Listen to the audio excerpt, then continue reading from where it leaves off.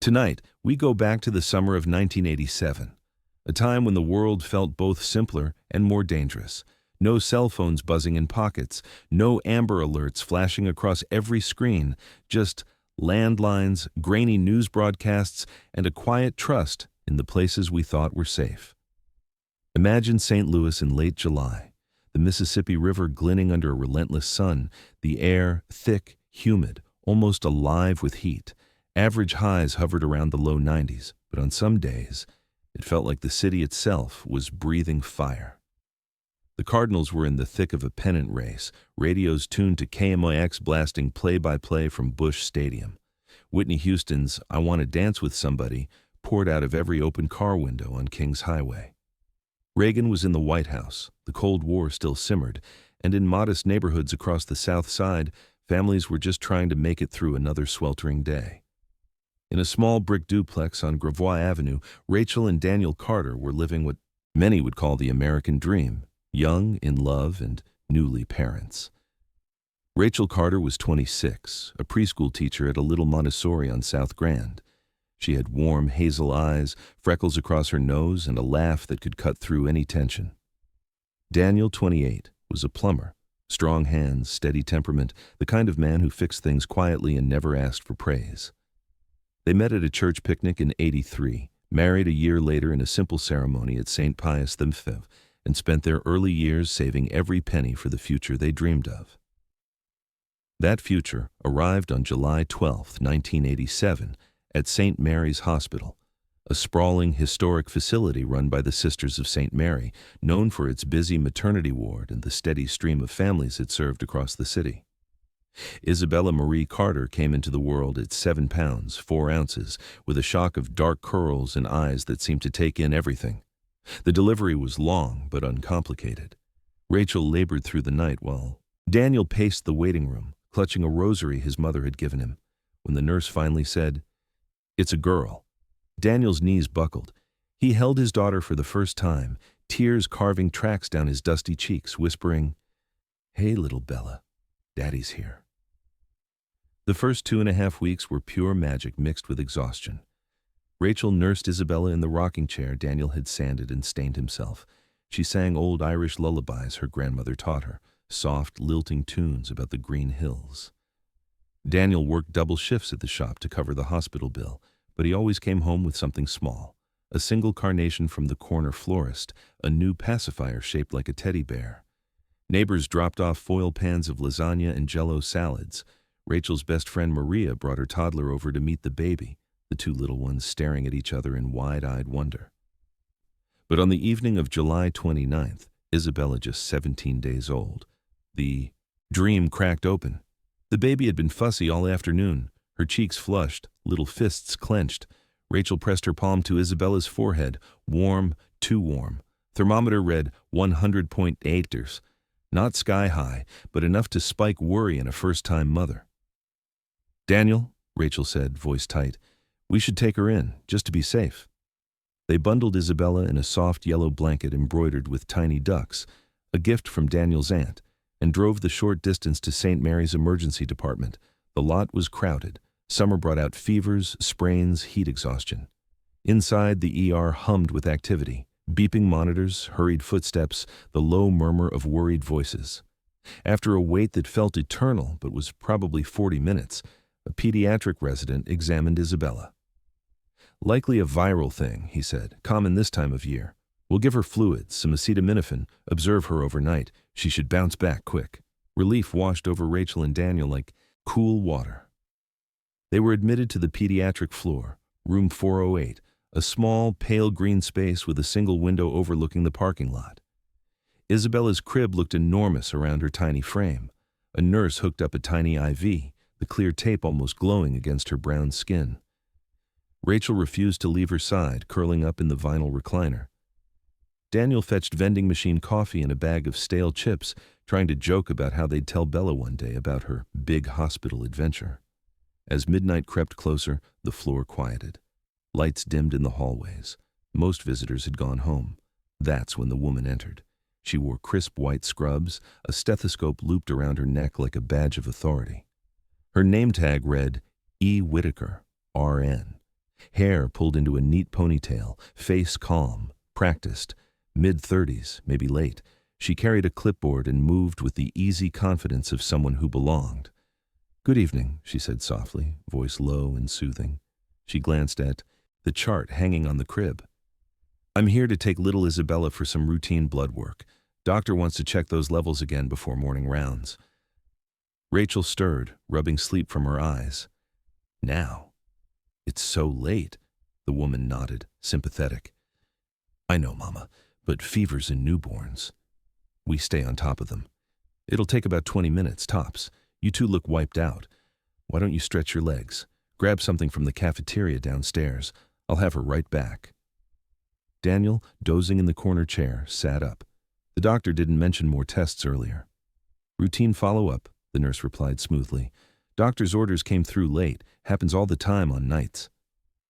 She lifted Isabella with gentle expertise, cradling her against her shoulder. The baby fussed once, then quieted, tiny hand curling into the fabric of the scrubs. Rachel hesitated. Something flickered, a tiny, instinctive tug of unease. But exhaustion dulled it. Hospitals were full of rotating staff. This woman looked official. Sounded official. "Okay," Rachel said finally, forcing a smile. "Just be careful with her, please." "Of course." The nurse offered a small, reassuring smile. "I'll bring her back before you know it." She wheeled the crib out, the door sighing shut behind her. The minutes stretched. Rachel paced the small room, glancing at the wall clock every 10 seconds. Daniel tried to distract her. "Remember when we painted the nursery? You wanted yellow, I wanted blue. We compromised on that soft green." 20 minutes became 30. Then 40. "I'll go check," Daniel said, standing quickly. He stepped into the hallway. The nurse's station was 20 feet away, lit by a single desk lamp. A tired-looking charge nurse looked up from her charts. "Excuse me," Daniel said. "Our daughter, Isabella Carter, room 408. A nurse, Whitaker, took her for blood work about 40 minutes ago. Is she back yet?" The nurse frowned, flipping through her logbook. "Whitaker? We don't have an E. Whitaker on tonight. Let me see. Carter, 408. Last vitals at 11:15. No orders for labs after that." Daniel's stomach dropped like a stone. "She took our baby. Said it was for tests." The nurse's eyes widened. She slammed the intercom. "Code pink, PEDS floor, room 408, possible infant removal." Alarms shattered the quiet, a piercing, repeating wail that echoed through every corridor. Rachel burst from the room, barefoot, face pale. "Where is she, Daniel? Where's Bella?" Chaos erupted. Security guards sprinted in from every direction, doors locked down, elevators frozen. Nurses checked every closet, every stairwell. Doctors abandoned charts to help search. Rachel collapsed against the wall, sobs tearing out of her. Daniel stood frozen, fists clenched, staring at the empty hallway as if his daughter might still appear around the corner. Police arrived within minutes, detectives in plain clothes, uniforms cordoning off the ward. They questioned the E. Carters over and over. "Describe her again. Height, build, any accent, scars, jewelry?" Rachel recited every detail she could grasp. The neat ponytail, the calm voice, the stethoscope, the clipboard. She seemed so normal. Grainy security footage from the hallway cameras showed the woman entering the floor, pausing briefly near the station as if checking a schedule, then slipping into room 408. Minutes later she emerged, not pushing the crib, but carrying Isabella bundled against her chest, a deliberate choice to avoid suspicion. She moved quickly down a side corridor, bypassing the main elevators, and disappeared through a service door leading to the loading dock. By dawn, Isabella's photo, the one taken in the hospital nursery, tiny face swaddled in a standard pink and blue striped blanket, was being faxed to every precinct in the metro area. Local news stations broke the story during the morning shows. Newborn abducted from St. Mary's Hospital. Reporters gathered outside the Carter duplex, microphones thrust forward. "How are you holding up? Any message to the person who took her?" Rachel could barely speak. She clutched Isabella's yellow blanket, rocking back and forth in the empty nursery they had painted together just weeks before. Daniel threw himself into the search, printing flyers on the shop's ancient mimeograph, organizing neighbors to comb parks and alleys. Inside, though, he was shattering. Nights spent staring at the ceiling, replaying the moment they let the woman walk away with their daughter. The investigation moved fast at first. Detectives canvassed employees, pulled visitor logs, interviewed former staff. A suspicious sedan had been seen idling near the service exit that night. A woman matching the description was reported at a Greyhound station 2 days later. Each lead was chased down, each one dead-ended. Days turned to weeks. The city mourned with them. Candlelight vigils in Tower Grove Park, flyers taped to every lamppost. But the abductor had planned meticulously. No fingerprints, no witnesses who saw her leave the building, no ransom note, nothing. And somewhere, in the quiet hours before the world woke up, a woman who called. Herself, Evelyn Whitaker, was driving east on Interstate 64, a tiny bundle sleeping in the back seat, toward a new life in Springfield, Illinois. A life built on the ruins of another. In the days that followed, St. Louis rallied in a way cities rarely do anymore. Flyers appeared overnight. Isabella's newborn photo, the one where her tiny hand curls around Rachel's finger, printed in black and white on every telephone pole from Tower Grove to the riverfront. The St. Louis Post-Dispatch ran her picture on the front page for 3 straight days. Channel 5, KSDK, interrupted regular programming with updates. Even the Cardinals paused their broadcast to read a plea from the commissioner. If you have any information about baby Isabella Carter, please call the tip line. But 1987 was a different world for missing children. No national database that pinged instantly. No digital billboards. No social media to spread the word in seconds. Leads came in by phone, hundreds at first. Then, thousands. A woman in Belleville thought she saw a baby matching the description in a laundromat. A truck driver claimed he heard crying from a car at a rest stop on I-55. Each one was checked. Each one ended the same way. Nothing. Detective Paul Harlan led the investigation for the St. Louis Metropolitan Police Department. Harlan was in his late 40s, a veteran of the Vice Squad who'd seen too many things he couldn't unsee. He sat with Rachel and Daniel in their cramped living room the morning after the abduction, notebook open on his knee, coffee untouched. "We're treating this as a stranger abduction," he told them. The woman knew hospital routines. She knew shift changes, camera blind spots, how to blend in. That kind of planning usually points to someone with medical experience, current or former. We're running every employee record, every contractor, every volunteer from the last 5 years. Rachel clutched Isabella's yellow duck blanket so tightly her knuckles went white. Do you think she wanted a baby of her own?" Harlan paused. He'd seen this question before. "It's one possibility. Some people who take infants are grieving. Miscarriages, stillbirths, infertility. They convince themselves they're rescuing the child. Others, we don't know yet. But we're looking at every angle." The media storm was relentless. Reporters camped on Gravois Avenue, cameras flashing whenever Rachel stepped outside for air. Daniel, who'd always been quiet, found himself shouting at one persistent cameraman, "Leave us alone. She's not a story. She's our daughter." They did interviews anyway. Rachel's voice cracked on every local station. "Isabella has a little birthmark, a small crescent on her left shoulder blade. If anyone sees it, please call." Daniel added softer, "We just want her home, that's all." Weeks turned into months. The vigils continued, candles flickering in. Tower Grove Park on the 1st of every month. Churches held prayer services. A local artist painted a mural on the side of a corner store, an angel cradling a baby, Isabella's name beneath it in careful script. Strangers mailed teddy bears and cards. For a while, the city wrapped its arms around the Carters. But time is cruel. The attention faded. New tragedies took the headlines. The tip line grew quiet. Detective Harlan still called every few weeks with updates, small ones. A former nursing assistant who'd been fired from St. Mary's the year before. A partial plate on a car seen near the service exit. Nothing stuck. Rachel returned to her preschool classroom in September. She needed the routine, needed the income, needed something to keep her from staring at the empty crib in the nursery they couldn't bear to dismantle. Her students, 4- and 5-year-olds, sensed the change. They drew pictures of babies and rainbows, left them on her desk with crayon messages, "We love you, Miss Rachel." She smiled through the tears, praised their artwork, but inside she was hollow. Daniel threw himself into work. Double shifts became triple. He volunteered with the local chapter of the National Center for Missing and Exploited Children, learning the grim statistics. Most infant abductions are by women. Many are never recovered. He attended support groups in church basements, sitting in folding chairs with other parents who spoke in hushed tones about birthdays no one celebrated, first steps no one saw.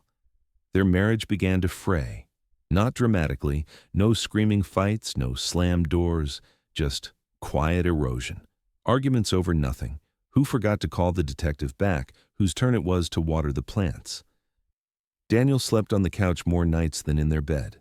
Rachel sometimes caught him in the nursery at 3 a.m., holding one of Isabella's tiny onesies, jaw clenched so tight she worried he'd crack a tooth. One night in October 1988, more than a year gone, Rachel whispered into the dark, "We should have stayed with her. I never should have let that woman take her." Daniel reached for her hand. "We trusted the hospital. We were exhausted. This isn't on us. It's on her." But guilt doesn't listen to reason. It burrows deep. Years passed in agonizing increments. Isabella's first birthday came in July 1988. Rachel and Daniel released white and yellow balloons from the steps of the old courthouse downtown. A small crowd gathered, neighbors, a few reporters, strangers who'd followed the case. The balloons floated into a hazy summer sky. Local news covered it briefly. They did the same the next year and the next. Each August, the crowd shrank. The cameras became fewer. By the time Isabella would have turned 5 in 1992, the press conference was just a handful of loyal neighbors and one tired TV crew. Detective Harlan retired in 1993, passing the file to a younger detective named Maria Delgado. She promised to keep it active. But Rachel could hear the weariness in her voice. Resources were finite. New cases demanded attention. The Carters had 2 more children, both boys. Ethan in 1991, Jordan in 1994. They were healthy, loud, full of life. Rachel loved them fiercely, but every milestone they hit reminded her of the ones Isabella would never reach. First words, first steps, first day of kindergarten. She kept a small photo of Isabella on the mantel, the hospital picture, the only one they had. Ethan once asked, at age 6, "Is that my sister in heaven?" Rachel didn't correct him. She just hugged him tighter. They moved in 1996 to a modest ranch house in Webster Groves, a quiet suburb west of the city. The old duplex held too many ghosts. The nursery furniture went into storage in Rachel's sister's garage, just in case. They never said it out loud, but the crib stayed assembled for years. Every year on July 29th, they held a small gathering. Balloons, a cake no one really ate, a new age-progressed image drawn by forensic artists who specialized in missing children. The sketches evolved, a toddler with Rachel's freckles, a kindergartner with Daniel's thoughtful eyes, a little girl with dark curls blowing out candles on an imaginary cake. Rachel started a small support group for parents of missing children. They met once a month in a community center basement. No press, just coffee, Kleenex, and the shared understanding that grief doesn't have an expiration date. Daniel took a job managing a larger plumbing company, working long hours to keep his mind occupied. On weekends, he drove to neighboring states, Illinois, Kansas, Arkansas, taping flyers to rest stop bulletin boards, handing them out at county fairs. He learned to recognize compassion, fatigue in strangers' faces, the quick glance at the photo, the polite nod, the look away. Their marriage ebbed and flowed. Some years they grew closer, bound by the shared wound. Other years they drifted, retreating into private pain. Counseling helped for a while. But the hole Isabella left was too deep. Friends stopped inviting them to baby showers. The sight of other people's children growing up was unbearable. In 2000, when Isabella would have been 13, a national news magazine ran a special on unsolved child abductions. The Carter case was featured prominently. Tips surged again, over 2,500 in the first week. Detectives chased them all. Nothing panned out. Rachel watched the segment alone in the dark living room, sobbing as the age-progressed image of a teenage girl with curly dark hair filled the screen. By 2007, 20 years gone, technology had changed. DNA databases expanded, facial recognition improved. Detective Delgado submitted Isabella's case to new national registries. Rachel and Daniel provided fresh samples for familial matching, holding on to the slim hope that one day a match might appear. They aged visibly. Rachel's freckles faded under lines of worry. Daniel's once thick hair thinned. They celebrated their 25th wedding anniversary quietly. Takeout barbecue from a local joint, a toast to the daughter they still believed was alive. Every July 29th, without fail, they stood before a shrinking number of cameras and spoke the same words. "We will never stop looking. Isabella, if you're out there, we love you. We're waiting for you to come home." The world moved on. But Rachel and Daniel remained frozen in that hospital hallway, listening for footsteps that never came. What they didn't know, what no one knew, was that 2 hours east in a quiet neighborhood in Springfield, Illinois, their daughter was growing up as Claire Whitaker, a bright, curious girl with dark curls and a crescent-shaped birthmark on her left shoulder blade. A girl who believed her mother's stories about a home birth and a father who died overseas. A girl who had no idea the life she lived was built on the ashes of another. But even the most carefully constructed lies have cracks, and cracks, given time, let in light.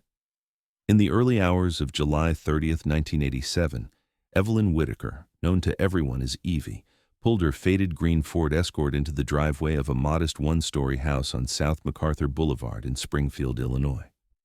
The street was silent except for the hum of cicadas and the occasional bark of a neighbor's dog. 2 hours from St. Louis, far enough to feel safe, close enough to remember.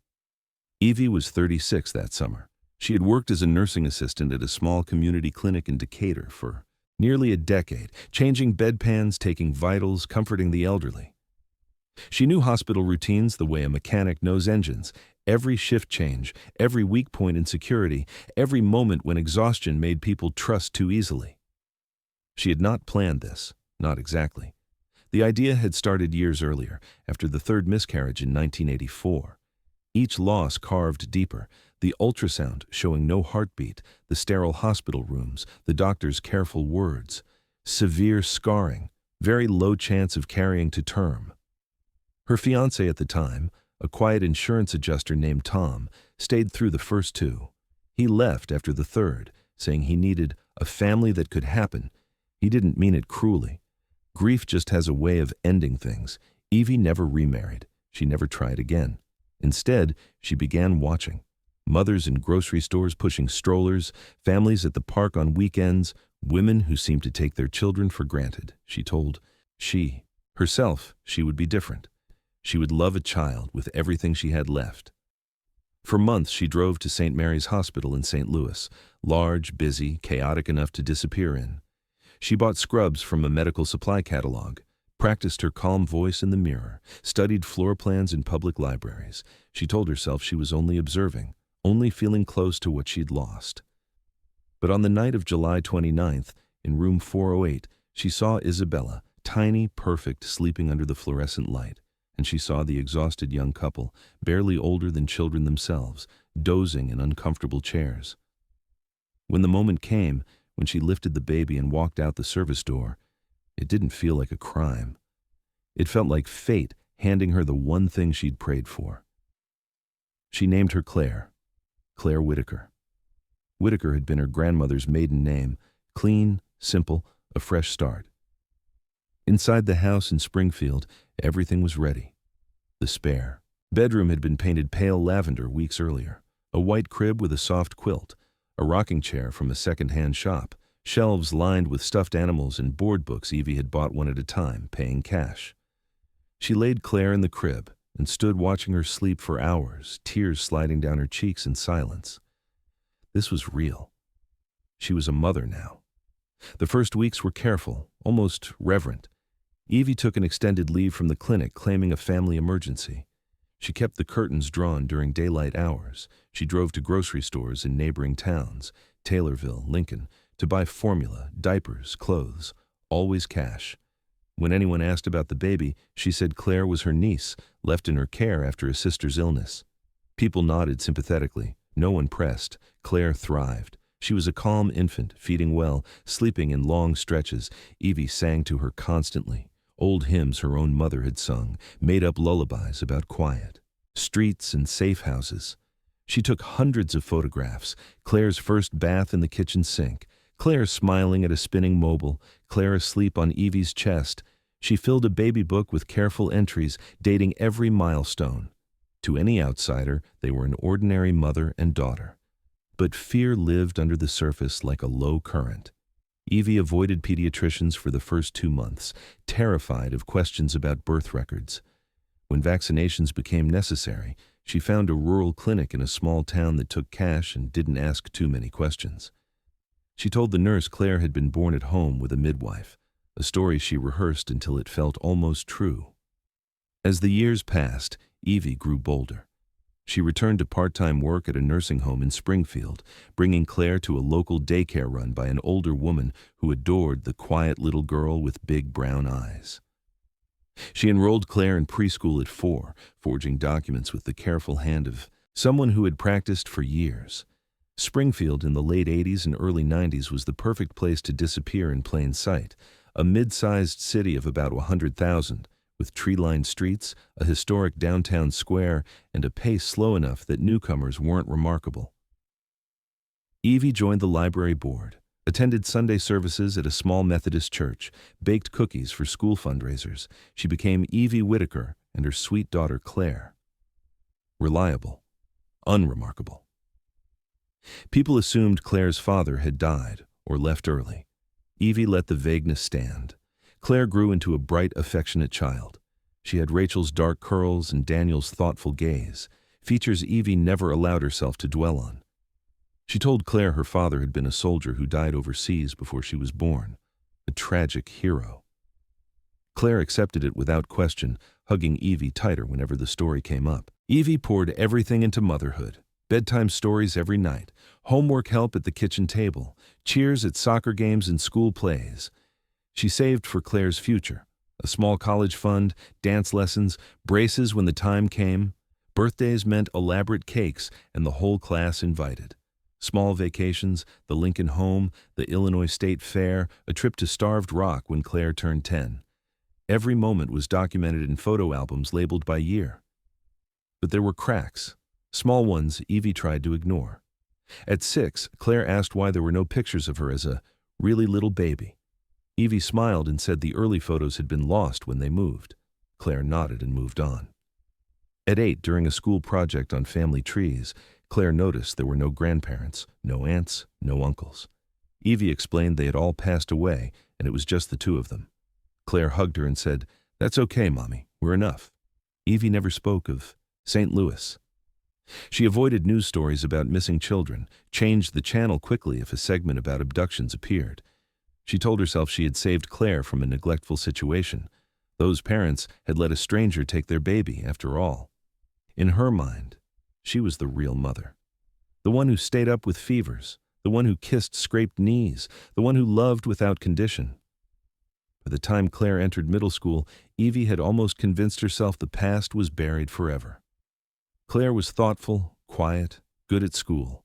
She loved reading. Stories about orphans finding hidden families, secret gardens, lost princesses. Evie encouraged it, filling her bedroom shelves with classics. But she always steered Claire away from anything too close to the truth. Physically, Claire took after her biological parents more than Evie. By age 12, she had thick, curly, dark hair that resisted braids, warm brown skin a shade deeper than Evie's pale complexion, and eyes that tilted slightly at the corners. Evie explained it away with vague references to your daddy's side of the family.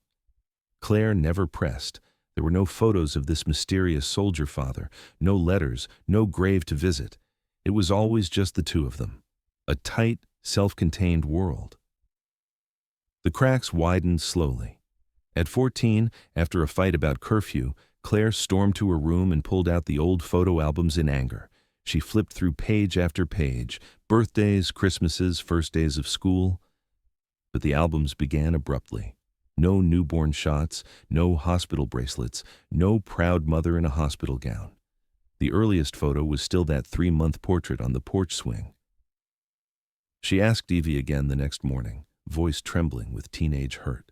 Evie sat her down at the kitchen table, hands wrapped around a coffee mug. "Claire, some things are private.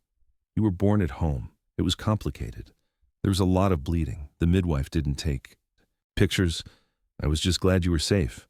Her eyes filled with tears. "You are my miracle. That's all that matters." Claire hugged her, guilt replacing anger. She didn't want to cause pain. She dropped it. High school brought deeper friendships. Claire's best friend, Sarah, came from a big, loud family. Siblings arguing, cousins always around. Sarah's house smelled of spaghetti sauce and laundry. Claire spent as much time there as Evie allowed. She loved the noise, the casual affection, but it sharpened her awareness of what was missing in her own life. At 17, Claire started dating a boy named Ryan. Quiet, good at math, drove a beat-up Honda. When he asked to see baby pictures, everyone did eventually, Claire showed him the usual albums. Ryan flipped through them, pausing. "Man, you were a cute baby, but there's nothing before this one." Claire shrugged, forcing a laugh. "Mom says the early stuff got ruined in a flood at our old place." Ryan nodded, but she saw the flicker of curiosity. She became expert at changing the subject. Claire graduated in 2005, near the top of her class. Evie cried through the entire ceremony, clutching a bouquet of roses. Claire received scholarships to Illinois State University in Normal, only 40 minutes away, close enough to commute, far enough to taste independence. She majored in elementary education, discovering she loved working with children the way Rachel once had. Weekends, she came home to do laundry and eat Evie's pot roast. College introduced her to people from all over, kids with huge extended families, complicated blended households. Claire listened to their stories and felt the gap widen. She tried online ancestry kits with friends in the dorm one weekend, watched them upload saliva samples and wait for results. When they asked why she didn't join, she mumbled something about not being interested. In her junior year, she took a psychology class on identity formation. The professor discussed late discovery adoptees, people learning in adulthood they were adopted, the shock, the anger, the relief. Claire sat frozen in the lecture hall, heart racing. That night, she searched late discovery adoption on her laptop. Stories poured out, but Evie had never used the word adopted. She had always said Claire was hers. Full stop. Claire closed the browser, unsettled.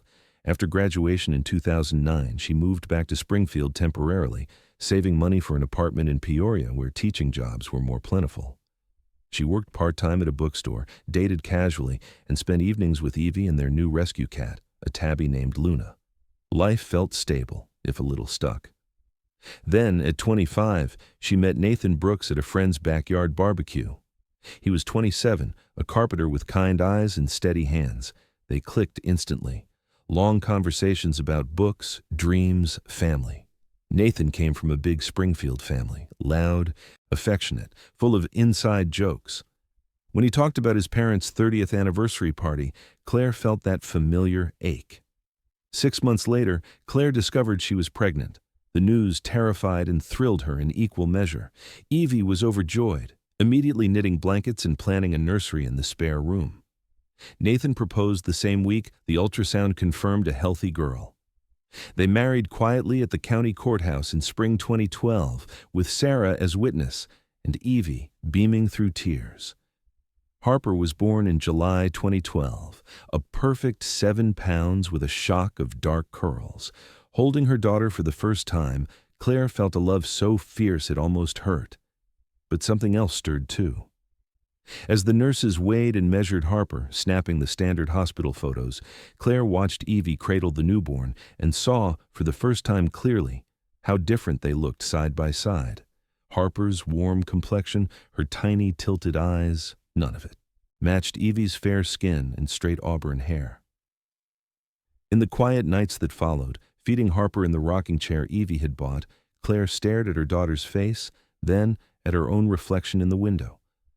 Questions she had buried for years began to surface, gentle at first, then insistent. She loved Evie with every fiber of her being. That woman had been her world. But for the first time, Claire wondered if the story she had been told was the only one that existed. And late one August night, when the house was silent and Harper slept soundly, Claire opened her laptop and began to search, not for adoption records, but for something she couldn't yet name. The shadows of her childhood were lengthening, reaching toward a light she wasn't sure she was ready to see. The first real fracture came with the birth certificate. When Harper was 6 weeks old, Claire needed to apply for her Social Security card and add her to their health insurance. Nathan pulled his own birth certificate from a drawer without hesitation, a crisp document from Memorial Medical Center in Springfield, complete with hospital stamp and newborn footprints. Claire went to the metal file cabinet in Evie's spare room, the one labeled Important Papers. She found her own certificate easily. Claire Marie Whitaker, born July the 20th, 1987, at Harmony Birthing Center in Decatur, Illinois. Home birth attended by midwife, signature and hurried script.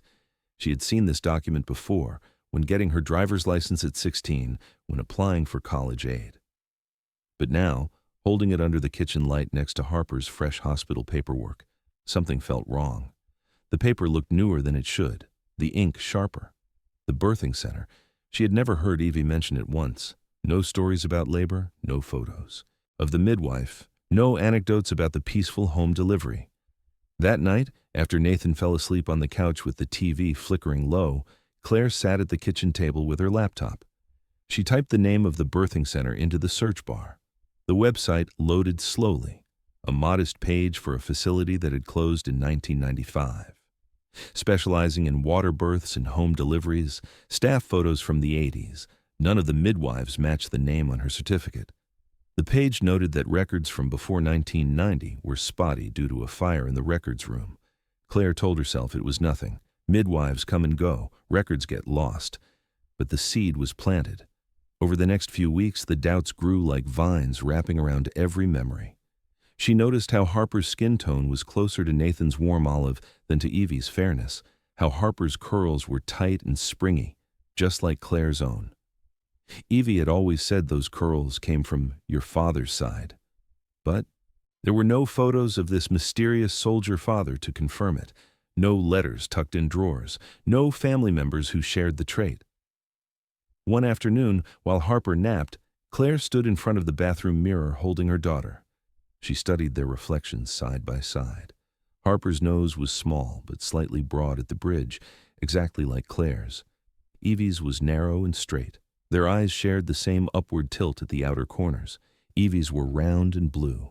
Claire took a selfie of the two of them and zoomed in, heart pounding for reasons she couldn't name. Nathan noticed her distraction. "You okay, babe? You've been quiet lately." She almost told him everything, the birth certificate, the missing photos, the strange feeling that had taken root. But how do you say to the man you love, to the grandmother who adores your child, that you're starting to question whether the woman who raised you is really your mother? Instead, she said, "Just tired, new mom stuff." But at night, when the apartment was quiet, Claire began searching in secret. She started small, Googled home birth no hospital photos, forums filled with mothers sharing peaceful stories, few pictures, intimate moments. It reassured her briefly. Then she searched how to verify birth certificate authenticity. Articles appeared about fraudulent documents, paper too new, inconsistent fonts, hospitals or midwives that no longer exist. Her stomach twisted. One sleepless night, unable to stop herself, she typed the phrase that made her hands shake. "What if I was kidnapped as a baby?" The results flooded the screen. Stories of children abducted young, raised by strangers, discovering the truth decades later. Some taken from hospitals, some by women posing as nurses, some never found. Claire's breath came shallow. She clicked on the website for the National Center for Missing and Exploited Children. There was a section for long-term, missing children, original photos next to age-progressed images.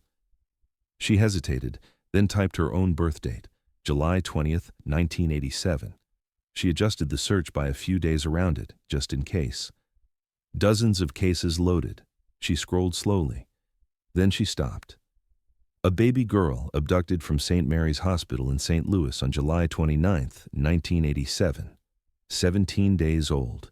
Name, Isabella Marie Carter. The original photo, a tiny infant swaddled in a hospital blanket, dark hair peeking out. Next to it, an age-progressed image to age 25. A young woman with curly dark hair, warm brown skin, eyes tilted slightly at the corners. Claire stared. The resemblance wasn't exact. Age progressions are approximations. but it was close enough to make the room spin, the curls, the eyes, the shape of the face. She zoomed in on the case description. Faint crescent-shaped birthmark on the left shoulder blade. Claire's hand flew to her own left shoulder. She had a birthmark there, pale, unmistakable. Crescent. Evie had always called it her moon kiss. She closed the laptop quickly, as if someone might walk in and see. Her chest felt tight, her mind raced. It couldn't be. Could it? For the rest of the night she sat in the dark nursery, rocking Harper as tears fell silently. She loved Evie more than anything. That woman had bandaged her knees, held her through nightmares, sacrificed everything. The thought of hurting her, of even considering this, was unbearable. But the seed had cracked open. Doubt was growing, fed by every missing photo, every evasive answer, every mirror reflection that didn't quite match the story she'd been told. Claire didn't know what to do next. She only knew she couldn't stop now. The truth, whatever it was calling to her across 25 years. And for the first time in her life, Claire Whitaker was ready to listen. She read until her eyes burned. She lurked on missing children forums, absorbing the pain and confusion that mirrored her own. She began comparing timelines. Isabella was born July 12, 1987. Claire's official birth date, July 20th. Close enough to blur if no one looked too hard. The abduction happened when the baby was 17 days old. If Claire was Isabella, she would have arrived in Springfield around July 30th or 31st. Evie had always said they came home in early August after a difficult recovery. Every coincidence felt like a hammer blow. One afternoon, while Harper napped and Nathan was at work, Claire stood in front of the full-length mirror in their bedroom. She lifted her shirt and twisted to see the birthmark on her left shoulder blade. Pale, unmistakable crescent. She took a photo with her phone, hands shaking, then compared it to the description in the case file. Faint crescent-shaped mark approximately 1 centimeter on left scapula. Identical. She sat on the edge of the bed and cried silently, phone clutched to her chest. The rational part of her brain fought back. Birthmarks aren't unique. Resemblances happen. Evie loved her fiercely, would sacrifice anything for her. A kidnapper wouldn't do that, would they? Doubts were louder now. Claire started noticing things she had ignored for years. How Evie changed the subject whenever hospitals came up, whenever Chicago or St. Louis was mentioned on the news, whenever a story about missing children appeared. How there were no baby shower photos, no visitors from before 1987. One night after Evie left following a long visit, Claire went to the spare closet where old boxes were stored. She found the one labeled Claire Baby Things and opened it carefully. Inside, tiny clothes, a rattle, the lavender blanket from her earliest photos. At the bottom, wrapped in tissue, was a small silver hospital bracelet, not for a baby, but for an adult. It read, Whitaker E., postpartum. Claire stared. Postpartum for a mother who had just given birth. But Evie had always said it was a home birth. No hospital stay. She photographed the bracelet, hands ice cold, and put everything back exactly as she found it. She knew she needed more than coincidences. She needed proof. Late one September night in 2013, after researching for hours, she found the contact page for the NSMAC tip line, a toll-free number. Anonymous submissions encouraged. She stared at it for a long time. Finally, at 2:00 a.m., with Harper breathing softly in the baby monitor, Claire dialed from her cell phone, heart pounding so hard she thought she might faint. A calm female voice answered, National Center for Missing and Exploited Children. How can I help you? Claire's mouth went dry. I think I might be a missing person from a long time ago. There was no judgment in the woman's tone. That's okay. We're here to help. Can you tell me why you think that? Haltingly, voice barely above a whisper, Claire gave the details. Her birth date, the lack of early records, the birthmark, the case number she had memorized for Isabella Carter. She didn't give her name or location, not yet. The woman listened patiently. Thank you for sharing this. It takes a lot of courage. The details you've described do match an active case. The next step, if you're comfortable, would be a DNA comparison. We can arrange a simple cheek swab kit mailed discreetly, or you can go through local law enforcement. Everything can stay confidential until you're ready." Claire's eyes filled with tears. What if the person who raised me is the one who took me?" "That's something we see in some infant abductions," the woman said gently. "The important thing is your safety and your choices. We can connect you with counselors who specialize in this. You don't have to decide tonight." They talked for nearly an hour. The woman, her name was Karen, gave Claire a case reference number and a direct email. "Call any time, day or night." When Claire hung up, she felt both lighter and heavier than ever. The path forward was real now. No more hiding in the dark with browser tabs, but the fear was immense. Confronting this meant risking everything, the only mother she had ever known, the stable childhood, the identity she had built. If she was Isabella, then Claire Whitaker. The name on her driver's license, her diploma, her marriage certificate was a fiction. She closed the laptop and went to check on Harper. The baby stirred, made a small sound. Claire lifted her gently, breathing in the sweet newborn scent. Holding her daughter grounded her. Whatever the truth was, she would face it, for Harper's sake as much as her own. Her daughter deserved to know where she came from. And maybe, after 26 years, so did Claire. But the search was only beginning. The hardest parts, waiting for answers, deciding what to do with them, lay ahead like shadows lengthening across a familiar road that was suddenly leading somewhere entirely new. To fill the endless hours, she dove deeper into the Isabella Carter case. She found archived news clips on YouTube, anniversary segments from St. Louis stations. There was Rachel Carter in 2000, standing outside St. Mary's on the 13th anniversary, voice-breaking as she said, "Isabella, if you're watching this, know that your dad and I love you more than anything." We never stopped looking. The camera panned to Daniel beside her, eyes red, holding a poster with an age-progressed image. Claire watched it on mute the first time, tears streaming. She watched it again with sound, then again, memorizing every word. She discovered the small website Rachel still maintained, a simple page called Waiting for Isabella, posts every July 29th, every birthday, every Christmas, photos of balloon releases in Tower Grove Park, candlelight vigils, the family growing older.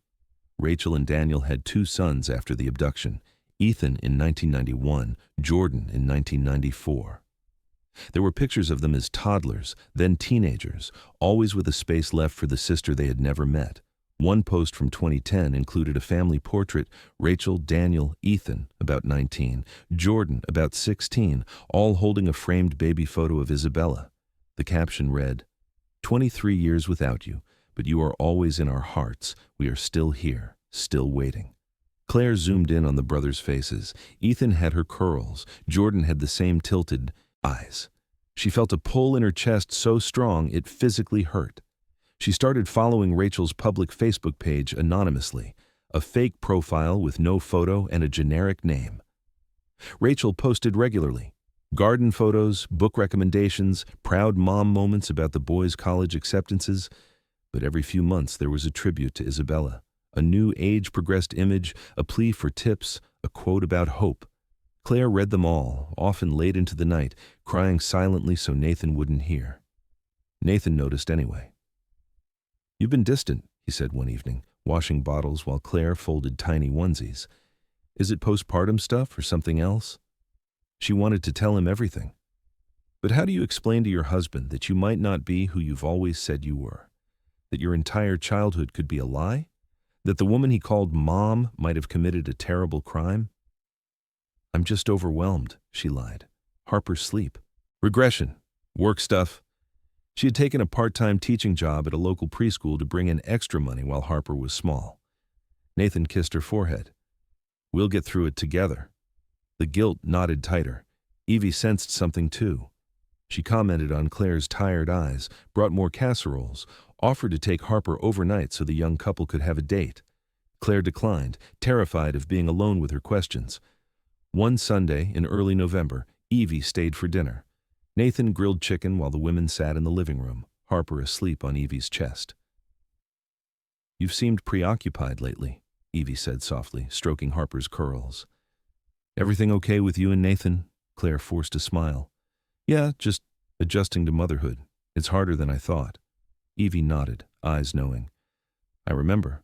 Those early months are a fog, but it gets easier. She paused. You know you can talk to me about anything, right? Anything. At all. Claire's throat closed. For a wild moment, she almost asked point blank about the hospital bracelet, the missing photos, the birth certificate. But Harper stirred, and the moment passed. On November 18, 2013, 6 weeks after mailing the kit, Claire's phone buzzed with an email from Karen while she was grocery shopping. Subject, results ready? Urgent. Claire abandoned her cart in the cereal aisle and drove to a nearby park. She sat in the empty lot, leaves swirling in the wind, and opened the attachment. The report was clinical, straightforward. Sample 1, Claire Whitaker, 99.9999% probability of being the biological daughter of Rachel Marie Carter and Daniel James Carter. Sample 2, Harper Brooks, 99.9999% probability of being the biological granddaughter of Rachel and Daniel Carter. Below that, in bold, positive identification confirmed. Claire Whitaker is Isabella Marie Carter, abducted from St. Mary's Hospital, St. Louis, Missouri, on July 29, 1987. Claire read it 3 times before the words sank in. She was Isabella. Everything Evie had told her, home birth, soldier father, private delivery, was a lie. The woman who had braided her hair, taught her to ride a bike, held her through every heartbreak, had stolen her from another family. Claire let out a sound, somewhere between a scream and a sob, pressing her fist to her mouth so no one would hear. Tears blurred the screen. She sat there for over an hour, phone clutched in her lap. When she finally drove home, the world looked different, sharper, colors too bright, sounds too loud. She didn't know what came next. Confront Evie, call the police, reach out to Rachel and Daniel. All she knew was that the truth had finally caught up with her, and there was no going back. The days after the DNA results felt like walking through a dream she couldn't wake from. She printed the report at the library, hands shaking as the pages slid out one by one.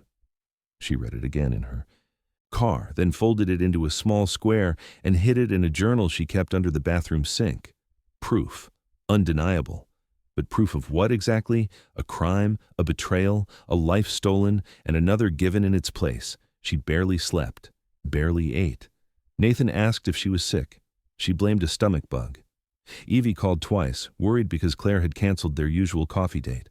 Claire let both go to voicemail, unable to bear the sound of that familiar, loving voice. Karen emailed daily now, gentle but persistent. Whenever you're ready, we can facilitate contact with the Carter family. They've been informed that a potential match has submitted DNA, but no names or locations have been shared yet. They're waiting for you. Claire read those words over and over. Waiting. After 26 years, they were still waiting. She spent hours staring at photos of Rachel and Daniel, Rachel's smile in recent pictures, lined now but warm. Daniel's broad shoulders, gray creeping, into his hair. The brothers, Ethan and Jordan, grown into young men. A family portrait from the previous Christmas. 4 people who had lived with an empty space at the table all these years. Claire tried to imagine walking into that photo, fitting into that space. She couldn't. Thanksgiving came and went quietly. Nathan's parents hosted. Evie joined them. Claire pleaded a migraine and stayed home with Harper, claiming she didn't want to spread germs. In reality, she sat on the nursery floor in the dark, holding her sleeping daughter and sobbing until her chest ached. December crept in, cold and gray. Claire knew she couldn't delay forever. The truth was a living thing now, pressing against her ribs, demanding air.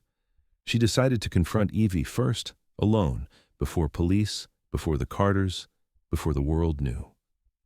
She needed to hear it from the woman who had raised her, the woman she still, against all reason, loved. She arranged it carefully. Told Nathan she was taking Harper to visit Evie for an afternoon. Just us girls, while he worked a Saturday shift. He kissed her goodbye without suspicion. Evie's house looked the same as always. Porch light on, curtains open, the familiar wreath still up even though Christmas was weeks away. Evie opened the door with a delighted cry, arms outstretched for Harper. "Oh, my sweet girls! Come in, it's freezing out there." Claire stepped inside. The scent of cinnamon and pine hit her like a memory punch. Everything was familiar. The faded floral couch, the framed school photos lining the hallway, the ticking grandfather clock. And yet everything felt foreign now, like walking through a museum of someone else's life. They settled in the living room. Evie took Harper immediately, cooing and rocking her. Claire watched them together, Evie's pale hands against Harper's warm brown skin, the contrast never more stark, and felt her resolve harden.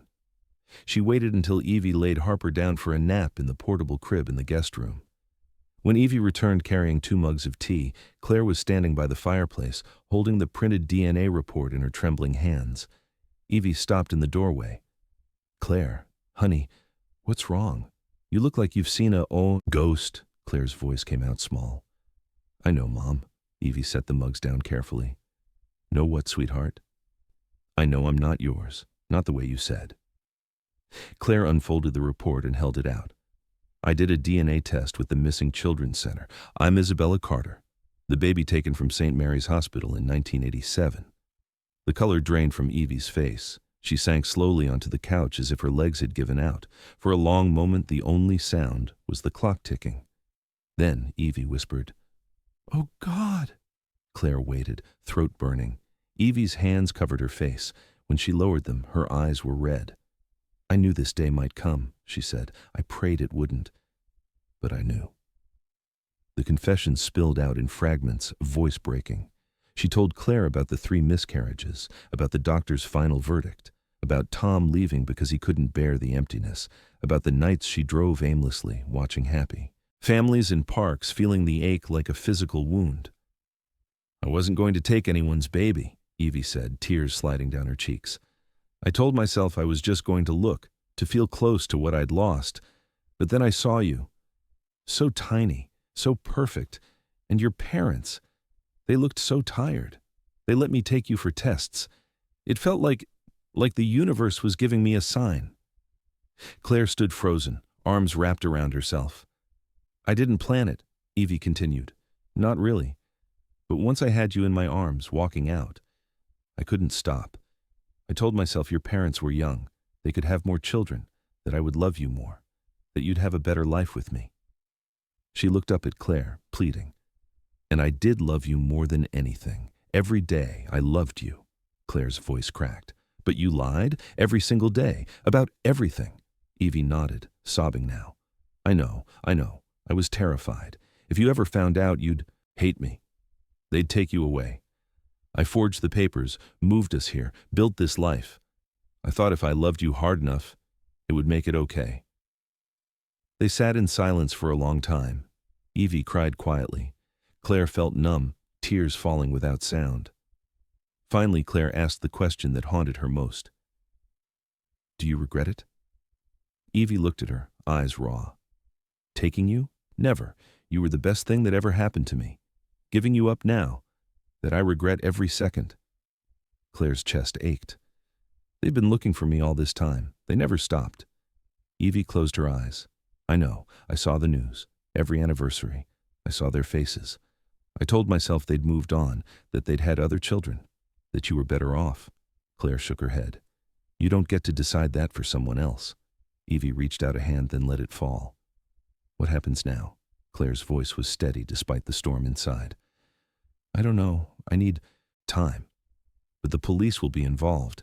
Enkmeki already knows." Evie's face crumpled. "Will they arrest me?"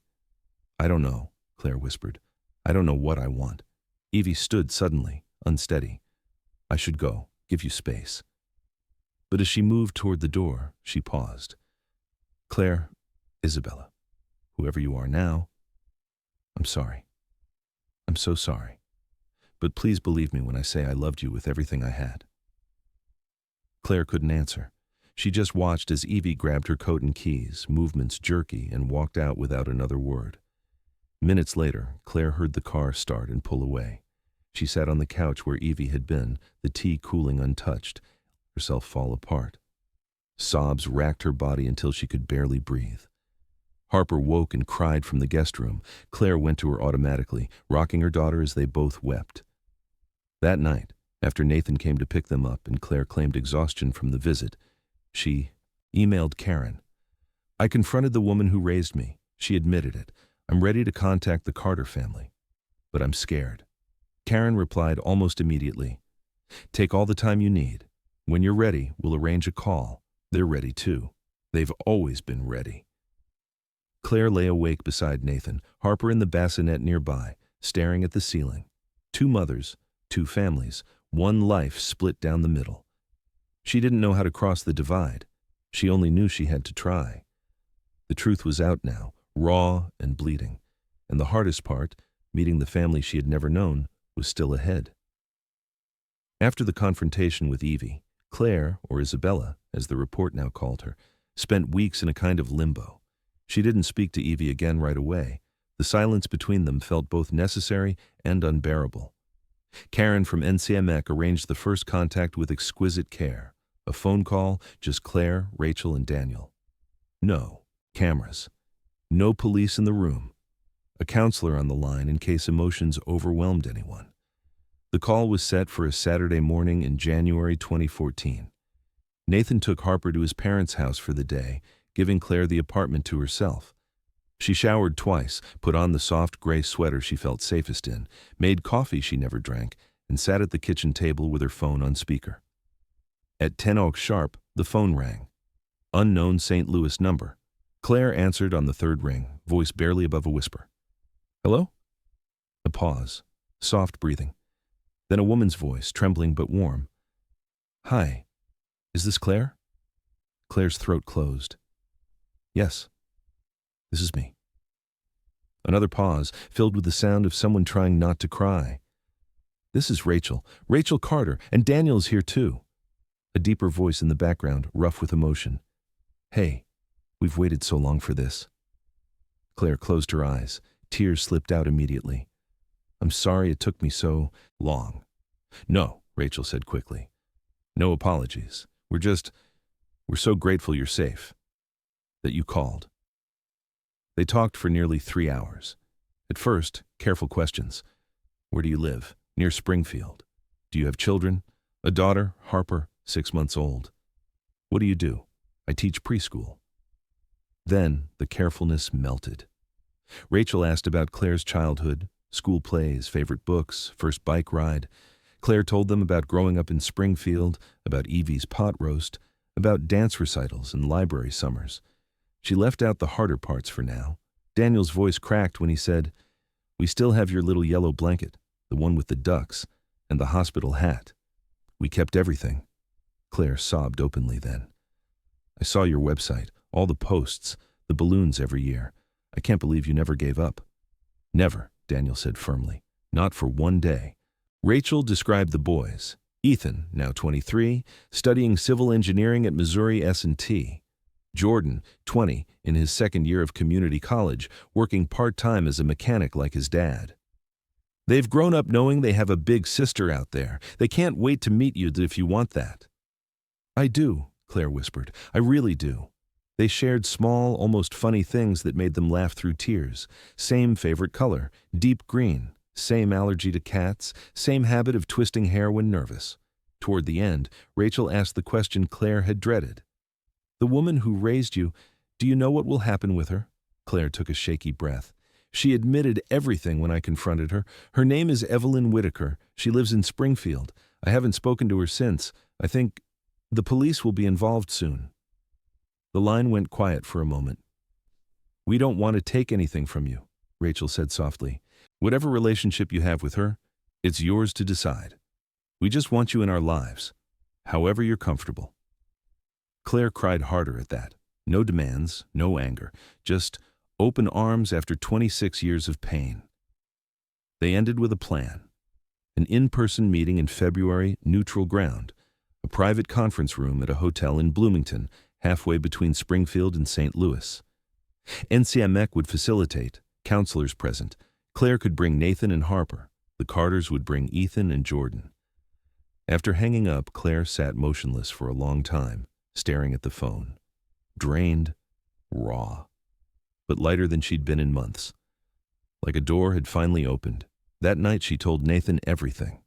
They put Harper to bed early, then sat on the couch with glasses of wine. Claire started from the beginning, the doubts after Harper's birth, the late-night searches, the DNA test, the confrontation with Evie. She showed him the report, the photos, the website. Nathan listened without interrupting. His face shifted from confusion to shock to deep sadness. When she finished, he He pulled her into his arms and held her while she cried again. "I can't believe you carried this alone," he said against her hair. "Why didn't you tell me sooner?" "I was scared," she admitted. "Scared you'd think I was crazy. Scared of what it meant for us, for Harper." He pulled back, eyes serious. "We're in this together, all of it. The meeting, whatever comes next with Evie. Everything. You're my wife, Harper's our daughter. That doesn't change." He paused. "Do you want to meet them, the Carters?" "Yes," Claire said without hesitation. "I need to."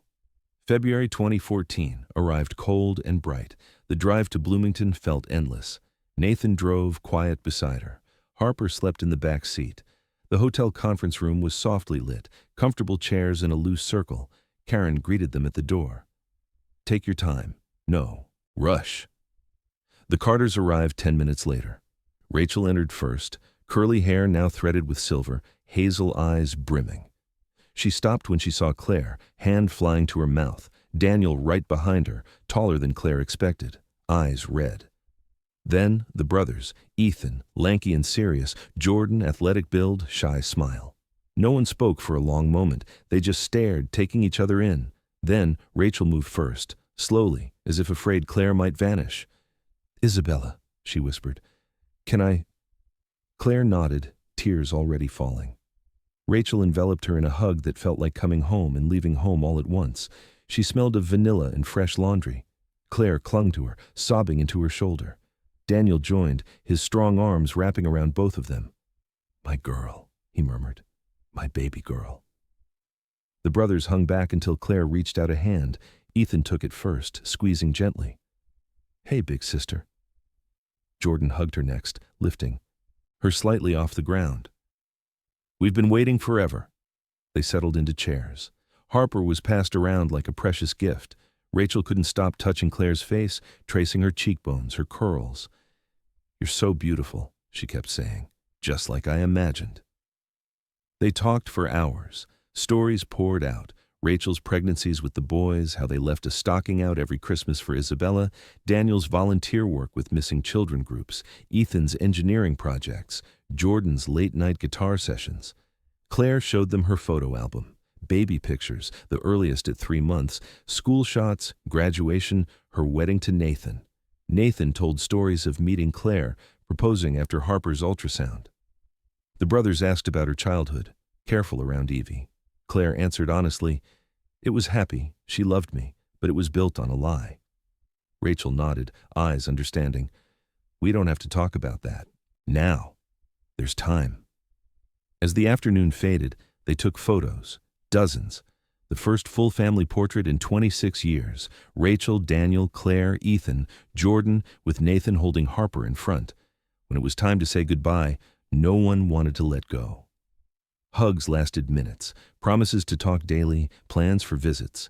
Driving home, Claire watched the sunset in the rearview mirror, Harper asleep again, Nathan's hand on her knee. "I have 2 families now," she said quietly. Nathan squeezed her hand. "And room for both." In the spring of 2014, Evie Whitaker was arrested quietly at her home in Springfield. NMAC and St. Louis police coordinated with local authorities after Claire's confirmation and Evie's partial confession. Charges: kidnapping, forgery, interference with custody. The news broke locally first, then nationally. Infant abducted from St. Mary's Hospital in 1987, found after 26 years. Evie's mugshot appeared on screens, the woman who had once braided Claire's hair, now small and defeated. Claire watched the reports with the volume low so Harper wouldn't wake. She turned the TV off and cried for an hour. The trial was in St. Louis the following year. Claire testified, voice steady despite shaking hands. She spoke of the loving childhood, the birthdays, the bedtime stories, but also the lies, the erased identity.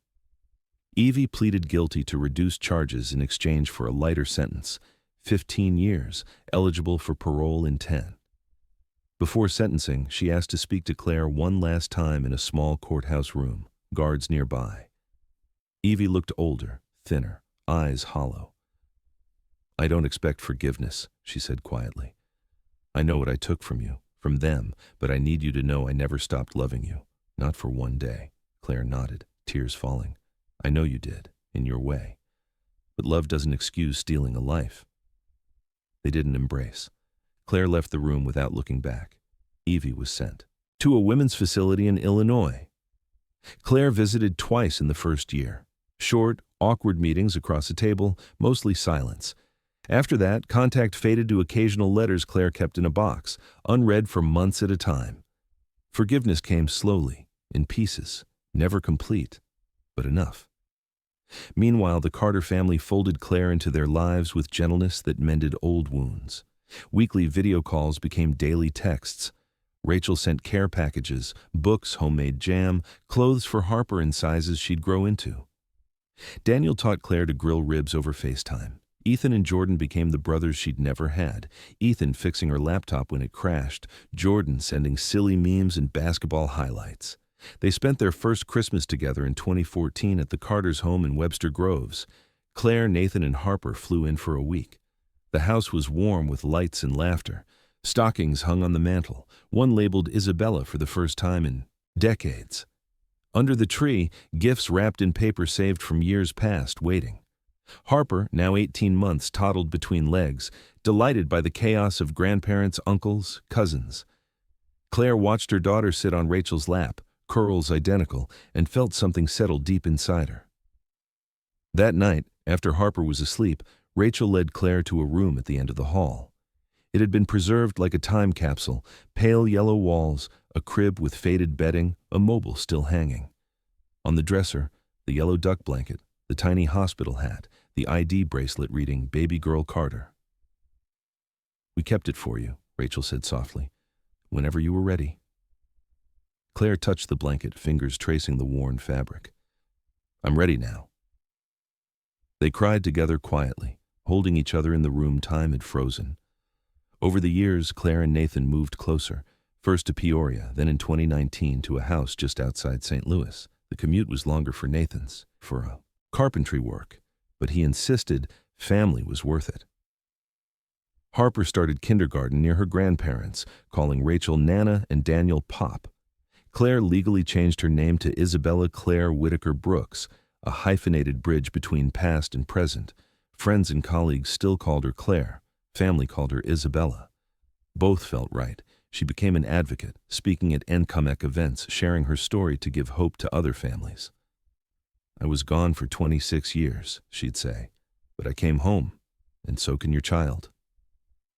Harper grew up knowing both grandmothers, Nana Rachel, who baked endless cookies and read stories with funny voices, Grandma Evie, who sent cards from prison with careful, loving messages.